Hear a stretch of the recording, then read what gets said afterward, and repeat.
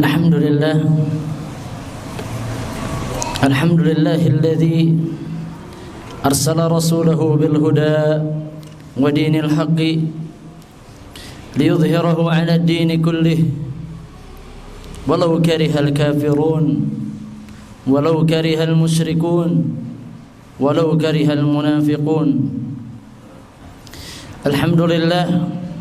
Alhamdulillahilladzi وفقنا للأعمال الجارية والصلاة والسلام والبركات على خير البرية نبينا محمد وعلى آله وأصحابه وذرية.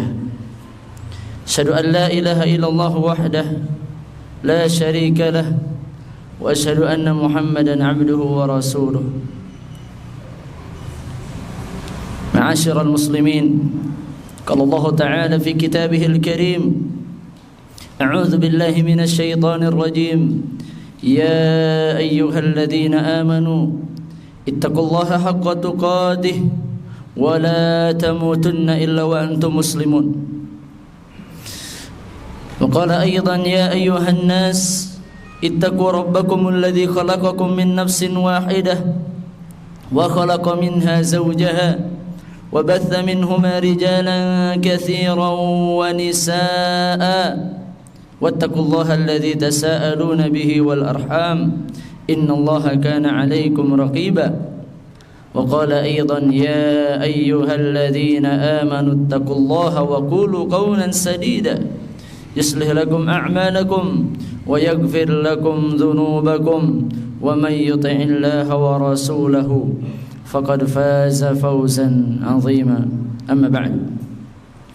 Hadirin sidang Jumat yang berbahagia, kaum muslimin rahimakumullah jami'an. Mari kita bersama-sama meningkatkan ketakwaan kita kepada Allah Subhanahu wa taala dengan senantiasa mengerjakan ketaatan-ketaatan, kewajiban-kewajiban kita dan meninggalkan perkara-perkara yang dilarang oleh Allah. Kita istiqomah di jalan ini sebagaimana perintah dari Allah Subhanahu wa taala, fastaqimu ilaihi wastaghfiruh. Maka beristiqomahlah di jalan ini, jalan menuju Allah, dan beristighfarlah atas kekurangan-kekurangan kita dalam menempuh perjalanan menuju Allah Subhanahu wa taala. Istiqamah dikatakan oleh para ulama adalah mulazamatut tariq bifi'lil wajibat wa tarkil manhiyat. Istiqamah adalah tetap terus menerus berada di jalan menuju Allah Subhanahu wa taala dengan mengerjakan perkara-perkara yang wajib dan meninggalkan perkara-perkara yang dilarang oleh Allah Subhanahu wa taala. Jemaah yang dirahmati oleh Allah Subhanahu wa taala, Allah Subhanahu wa taala telah memuliakan kita dengan Islam. Sampai Umar ibn Khattab radhiyallahu anhu pernah mengatakan suatu perkataan yang tertulis dengan tinta emas, a'azanallahu bil Islam. Allah telah memuliakan kita dengan Islam. Faman yabtaghi ghaira hadza, maka siapa saja yang mencari selain kemuliaan dari Islam, maka Allah akan menghinakannya, Allah akan merendahkannya. Kita tidak perlu lagi mencari kemuliaan ke sana kemari. Bahkan jangan sampai kita merendahkan diri di hadapan orang-orang kafir, karena kemuliaan adalah milik umat Islam. Allah Subhanahu wa taala berfirman, innal 'izzata lillahi wa li rasulihi wa lil mu'minin. Sesungguhnya kemuliaan izzah itu milik Allah, Rasulnya dan orang-orang beriman. Oleh karena itu, di dalam beberapa peristiwa sejarah Islam, kaum muslimin dihinakan oleh Allah Subhanahu wa taala hanya dikarenakan tergelincir dalam beberapa perkara yang dilarang oleh Rasulnya. Kita ingat peristiwa perang Uhud, di mana kaum muslimin saat itu sebenarnya mengalami kemenangan pada awal peperangan. Ketika itu Rasulullah sallallahu alaihi wasallam memerintahkan para pemanah agar tetap berada di atas gunung, jangan turun sampai betul-betul Rasulullah mengatakan boleh turun. Tapi ketika mereka melihat bahwa kemenangan telah ada di hadapan mereka, di depan mata mereka, mereka turun bersegera mengambil harta rampasan perang atau ghanimah. Kemaksiatan yang dilakukan adalah mereka tidak mentaati Rasulullah sallallahu alaihi wasallam. Dan Allah Subhanahu wa taala mentakdirkan kaum muslimin saat itu dikalahkan oleh kaum kafir Quraisy. Jemaah yang dirahmati oleh Allah Subhanahu wa taala, Syekh At-Turaifi mengatakan hafizahullah taala, para sahabat saat itu bersama Rasulullah kalah dan dihinakan oleh Allah hanya karena satu kemaksiatan. Lalu kita hari ini bercita-cita Islam mulia, Islam ditinggikan, sementara berapa kemaksiatan yang ada di tengah-tengah masyarakat kita? Bukan hanya satu, bahkan semua kemaksiatan yang ada di zaman para nabi terdahulu ada di zaman kita. Pembunuhan yang merajalela, perzinahan yang merajalela, judi, LGBT, meninggalkan salat yang merupakan dosa yang begitu sangat besar. Sampai ada seseorang yang bertanya kepada seorang ulama, "Wahai syekh, aku melihat seseorang meninggalkan salat, temanku senantiasa tidak salat. Tapi aku lihat rumahnya mewah, aku lihat pekerjaannya mapan, aku lihat tidak ada musibah dalam hidupnya, padahal dia sehari-hari tidak sholat." Maka syekh itu menjawab, memangnya ada musibah yang lebih besar dari meninggalkan sholat? Justru saat dia meninggalkan sholat dan Allah berikan kenikmatan-kenikmatan dunia, itu adalah musibah terbesar baginya. Jemaah yang dirahmati oleh Allah Subhanahu wa taala, di tahun 2024 ini kaum muslimin mengalami terus-menerus pemurtadan,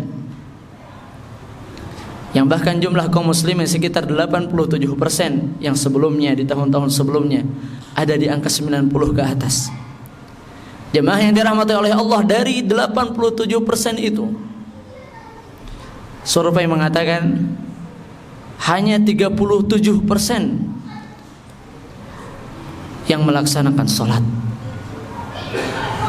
Bayangkan, hanya 37% yang melaksanakan sholat dari semua kaum muslimin. Ini adalah sesuatu yang sangat mengkhawatirkan. Allah Subhanahu wa ta'ala berfirman di dalam surat Al-A'raf di awal-awal juz 9, "Walau anna ahlal qura amanu wattaqau lafatahna 'alaihim barakatin minas sama'i wal ard walakin kadzdzabu fa akhadnahum bima kanu yaksibun." Seandainya penduduk negeri, kata Allah, beriman dan bertakwa, lafatahna 'alaihim barakatin minas sama', akan kami bukakan, kata Allah, keberkahan, pintu-pintu keberkahan dari langit, wal ardi, dan dari bumi. Ingin apa, kata Allah? Ingin lancar rezeki kalian, ingin ditenangkan hati kalian, ingin disolehkan anak-anak kalian, ingin diberikan aishan hani'atan, kehidupan yang mewah, yang dalam tanda kutip adalah hati yang merasa cukup. Maka kuncinya adalah iman dan ketakwaan. Sampai Allah bertanya kepada kita, afa amina ahlul qura, apakah penduduk negeri merasa aman? An ya'tiyahum ba'suna bayatan wa hum naimun, padahal bisa saja datang azab disebabkan kemaksiatan mereka di waktu malam hari sementara mereka sedang tidur.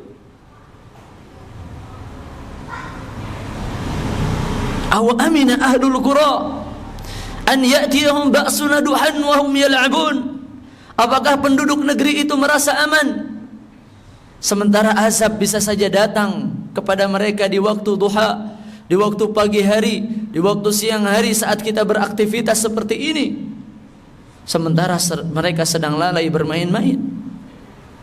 Afa aminu makrallah, apakah mereka merasa aman terhadap makar Allah, terhadap azab Allah?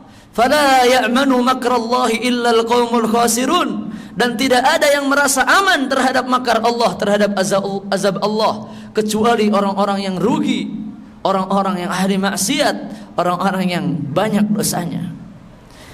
Para ulama mengomentari, para ulama tafsir terhadap ayat ini, dikatakan merasa aman dari azab Allah tanda kurang imannya seseorang. Saya ulangi, merasa aman dari azab Allah adalah tanda kurang berimannya seseorang. Saat dia bermaksiat tidak ada kegelisahan dalam dirinya. Saat dia tidak sholat ke masjid, bagi laki-laki merasa biasa-biasa saja. Saat dia sholat sendirian, dia rasa mungkin sholatnya diterima Allah, padahal bisa jadi sholatnya tidak diterima karena dia sholat sendirian.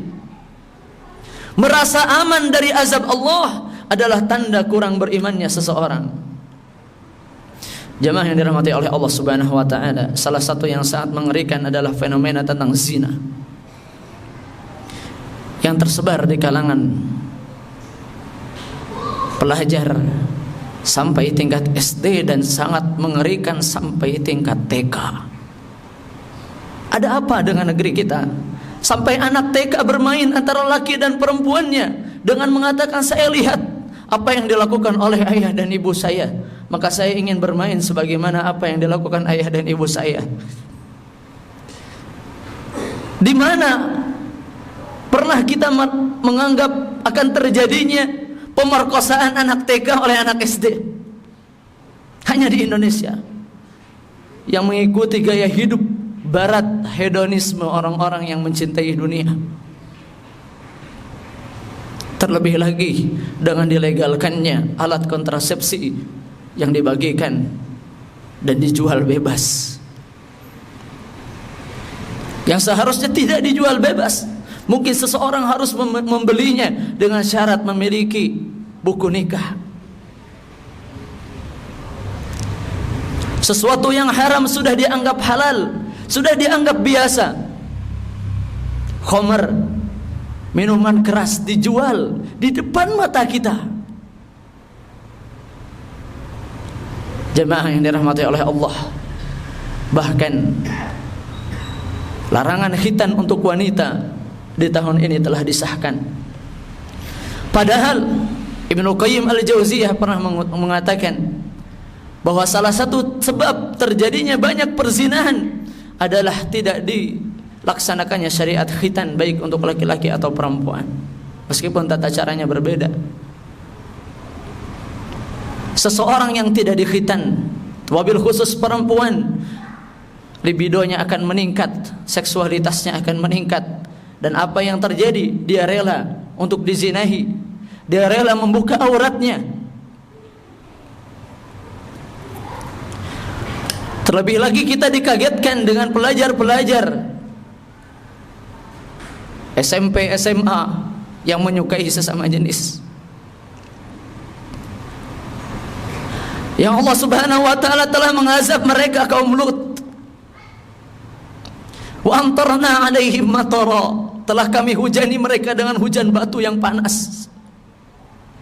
Wa ja'alna 'aliyaha safilaha, dan kami angkat tanah mereka dan dibalikan ketika itu sehingga yang bawah menjadi atas, yang atas menjadi bawah.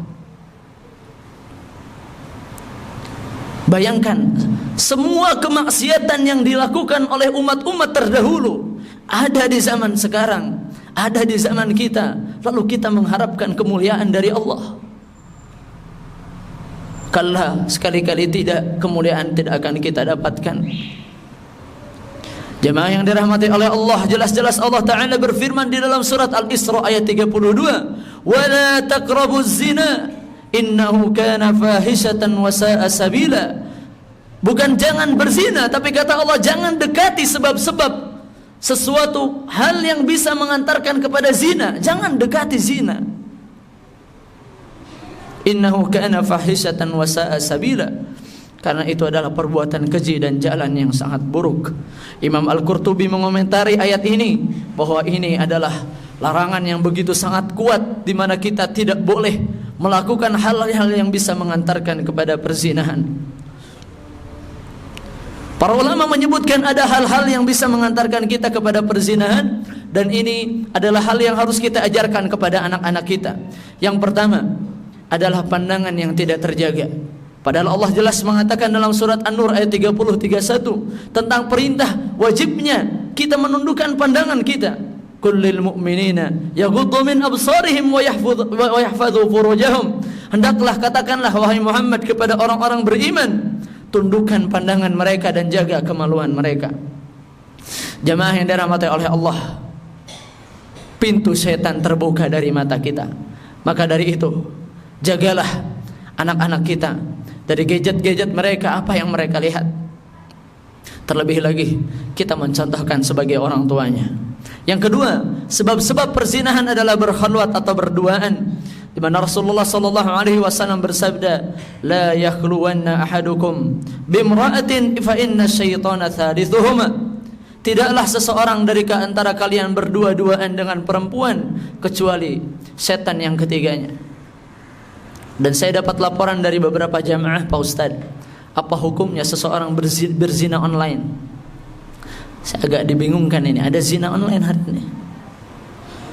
Bukan hanya judi online, ada zina online. Bagaimana bentuknya? Wallahu ta'ala a'lam. Tapi kita yakini bahwa meskipun itu dengan media sosial atau dengan media gadget kita, maka itu tetap sesuatu yang diharamkan karena terbukanya pandangan mata dan lain sebagainya. Bahkan banyak terjadi laporan perceraian hanya dikarenakan selingkuh online yang seharusnya tidak perlu. Jamaah yang dirahmati oleh Allah, penyebab yang ketiga adalah berlebihan dalam komunikasi, terutama wahai para bapak, wahai para suami, jagalah istri-istri kita agar tetap betah di rumah. Jangan sampai mereka berlemah lembut kepada laki-laki yang lain. Janganlah menjadi suami-suami yang diancam oleh Rasulullah dayuth, sebagai suami-suami yang tidak memiliki rasa cemburu. Penyebab keempat selanjutnya tentu adalah pergaulan bebas. Oleh karena itu, tidak ada solusi lain sebenarnya bagi anak-anak kita agar terhindar dari perzinahan saat ini kecuali dengan memberikan pemahaman batas norma antara laki-laki dan perempuan. Bayangkan, dulu tidak terfikir bahwa WC itu ada 3. Tapi di Amerika saat ini beberapa sekolah WC itu sudah ada 3. Ada WC laki-laki, ada WC perempuan, dan ada WC transgender. Sampai orang-orang kafirnya pun di sana kebingungan. Dan mereka protes karena tidak mau anak-anak mereka rusak. Orang kafir saya tidak mau anak-anak mereka rusak, karena mereka faham bahwa seks bebas atau pergaulan bebas akan merusak. Kemudian yang selanjutnya adalah, ini penting bagi kita, terutama perempuan, adalah memakai pakaian-pakaian yang menutup aurat.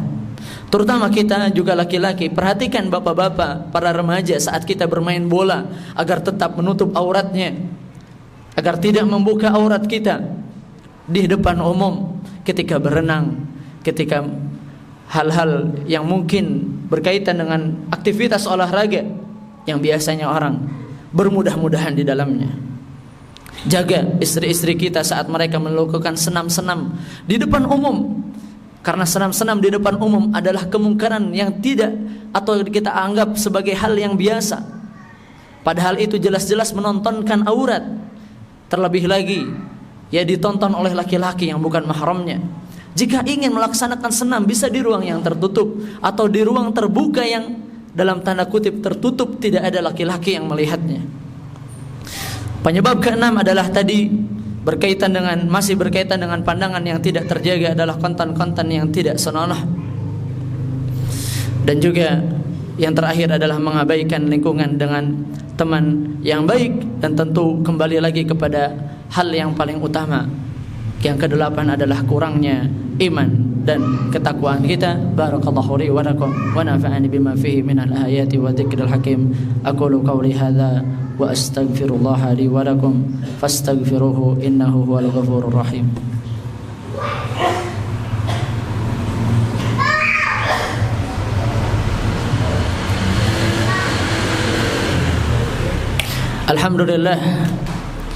Alhamdulillahilladzi anzala as-sakinata fi qulubil mu'minin liyazdadu imanan ma'a imanihim. Asyhadu an la ilaha illallah wahdahu la syarika lah wa asyhadu anna Muhammadan abduhu wa rasuluhu alladzi la nabiyya wa la rasula ba'da. Jemaah yang dirahmati oleh Allah, seseorang datang kepada Rasulullah sallallahu alaihi wasallam. Wahai Rasulullah, bagaimana pendapatmu jika aku berzina? Dia katakan, Rasulullah, larang aku terhadap semua larangan, tapi tolong jangan larang aku untuk berzina. Maka Rasulullah sallallahu alaihi wasallam memberikan pertanyaan, di mana pertanyaan dijawab lagi dengan pertanyaan. Maka Rasulullah mengatakan, apakah terbayang bagaimana pendapatmu jika ibumu dizinahi? Apakah terbayang bagaimana pendapatmu jika anak perempuanmu dizinahi atau istrimu sendiri dizinahi? Jawaban itu membuat seorang sahabat tersebut terdiam, dan dia sadari bahwa perzinahan adalah sesuatu yang merugikan, bahkan menghancurkan mental seseorang. Jemaah yang dirahmati oleh Allah, oleh karena itu, agar kita mengerti kenapa perzinahan itu sampai diharamkan oleh Allah Subhanahu wa taala, izinkan khatib untuk menutup khutbah ini membacakan beberapa hal tentang bahayanya perzinahan. Yang pertama adalah adanya penghancuran nilai keluarga. Zina ini merusak fondasi keluarga, jemaah. Baik yang terjadi antara suami yang selingkuh atau istri yang selingkuh, atau yang terjadi oleh anak-anaknya sendiri. Fondasi keluarga, kecintaan atau akad yang disebut oleh Allah mitsaqan ghalidha, akad yang disebut dengan perjanjian yang sangat agung di sisi Allah, rusak begitu saja dengan perzinahan. Maka tidak ada nilainya keluarga yang keluarganya atau anggota keluarganya berzina di sisi Allah Subhanahu wa taala. Yang kedua, ini jelas adalah merupakan kerusakan moral dan etika. Meskipun kita bahas bahwa zina melanggar syariat Islam, zina pun melanggar nilai etika dan moral yang tinggi. Jangan sampai kita ingin disebutkan oleh Allah Subhanahu wa taala, ulaika kal an'am, mereka itu seperti binatang ternak, kerjaannya makan, minum, berhubungan, makan, minum, berhubungan. Apa kita sehina itu? Allah kirimkan akal di dalam otak kita dan hati agar kita beriman kepada Allah. Lalu kita hanya mengisi hidup kita dengan makan, minum, tidur, zina, makan, minum. Nauzubillah. Kita ini bukan hewan. Kita ini manusia. Sadarlah wahai para manusia. Junjunglah nilai etika dan moral yang tinggi. Yang ketiga, ini yang disampaikan oleh para dokter hari ini. Bahkan teman saya ada yang bekerja di rumah sakit Cibabat Cimahi, tapi tidak di blow up ke media bahwa banyak sekali pemuda-pemuda SMA yang datang dan ternyata apa penyakit mereka? HIV AIDS. Silahkan kalau tidak percaya lihat rumah sakit yang ada. Penyakit ini adalah penyakit yang menular yang mungkin kata dokter tidak ada obat yang bisa menyembuhkannya sampai detik ini. Bahkan bukan hanya penyakit HIV AIDS, ada penyakit-penyakit baru yang bermunculan seperti gonor, sifilis, cacar monyet, dan penyakit-penyakit yang lainnya diakibatkan oleh seks bebas atau pergaulan bebas. Yang keempat adalah meningkatnya kehamilan di luar nikah, dan ini dirilis oleh Kemenag tahun lalu, bahwa banyaknya pernikahan muda disebabkan banyaknya kehamilan di luar nikah. Padahal menikahi wanita yang hamil adalah haram, kata Allah. Allah Subhanahu wa taala berfirman di dalam surat At-Talaq, wa ulatul ahmali ajaluhunna ayyadhna hamlahun. Masa iddah wanita yang hamil tidak boleh dinikahi sampai kehamilan mereka atau lahirnya kehamilan mereka atau kandungan mereka. Jadi wanita hamil itu haram untuk dinikahi. Tapi sekarang kadung malu, tanggung jawablah anak kamu yang menghamilinya. Jemaah yang dirahmati oleh Allah, jagalah anak-anak kita. Jangan sampai anak, atau jangan sampai, mohon maaf, orang tua kita sebagai orang tua malu melihat HP anak sendiri. Ambil HP anak itu, apa yang dia lihat? Lihat percakapan mereka. Apakah dia bercakap-cakap dengan wanita? Apakah wanita bercakap-cakap dengan laki-laki? Perhatikan baik-baik. Yang kelima, ini yang dikhawatirkan.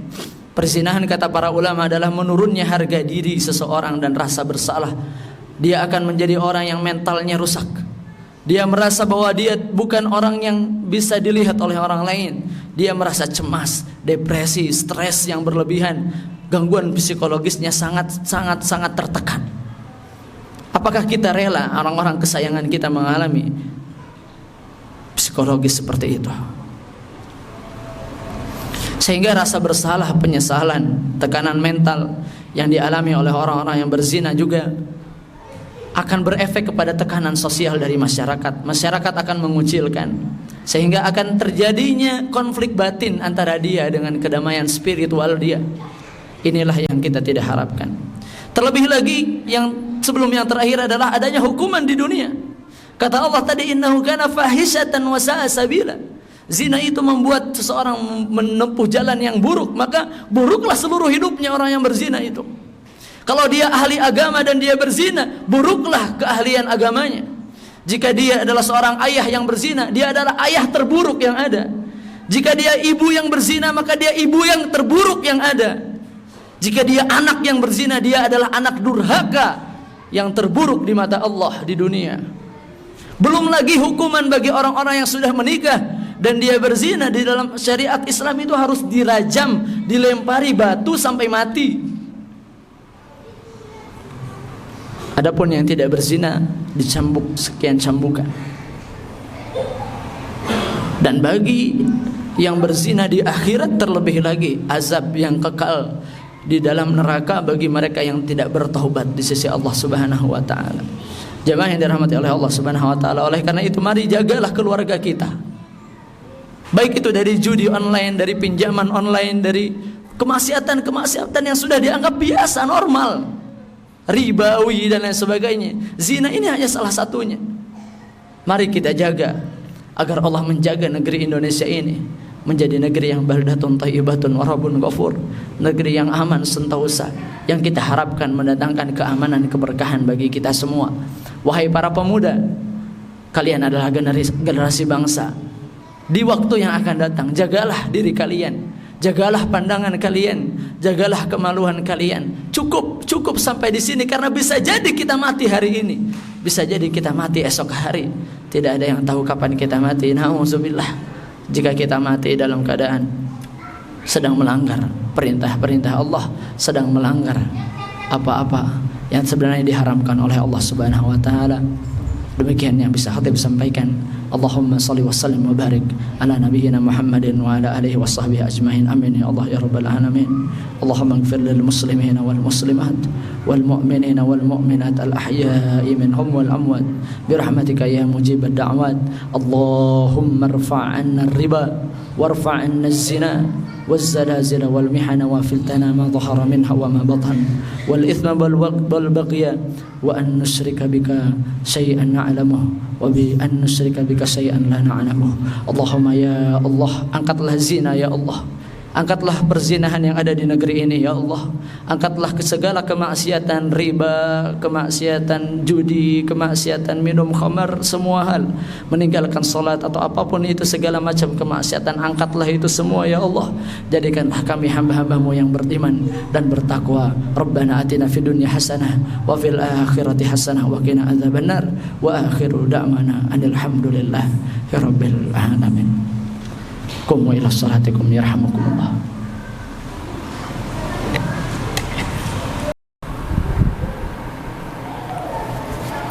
Allahu akbar.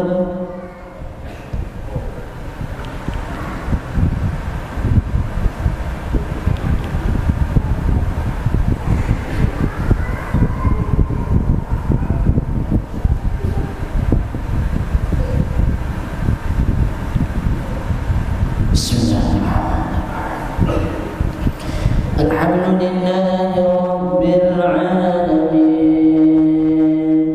ar-rahmanir rahim, maliki yawmiddin. Iyyaka na'budu wa iyyaka nasta'in. Ihdinas siratal mustaqim. صراط الذين أنعمت عليهم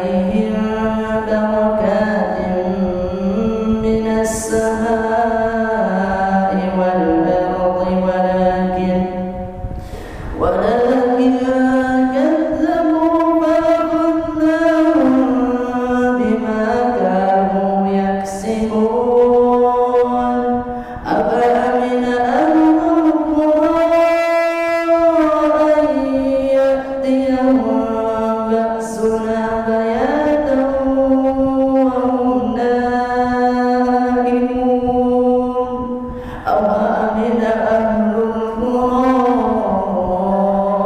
أن يأتيهم بأسنا ضحى وهم يلعبون أفأمنوا مكر الله أفأمنوا مكر الله أفأمنوا مكر الله فلا يأمن مكر الله إلا القوم الخاسرون أولم يهد للذين يرثون الأرض من بعد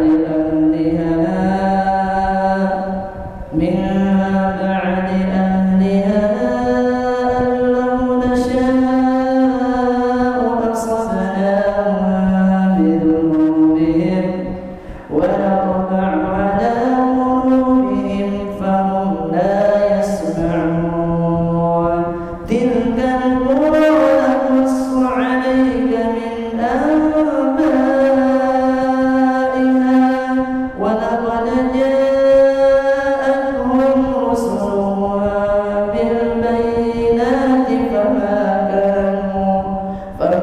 كانوا ليؤمنوا بما كذبوا من قبل كذلك يطبع الله على قلوب الكافرين وما وجدنا لأكثرهم من عهد وإن وجدنا أكثرهم لفاسقين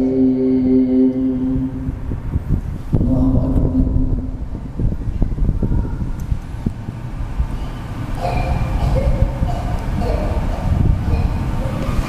سمع الله لمن حمده الله أكبر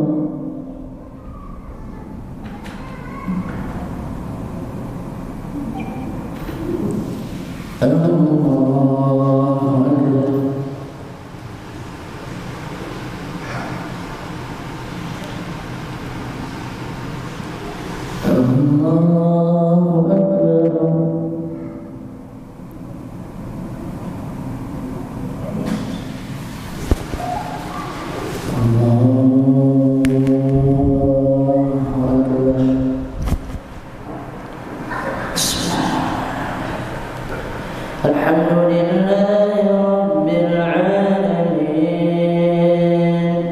الرحمن الرحيم مالك يوم الدين إياك نعبد وإياك نستعين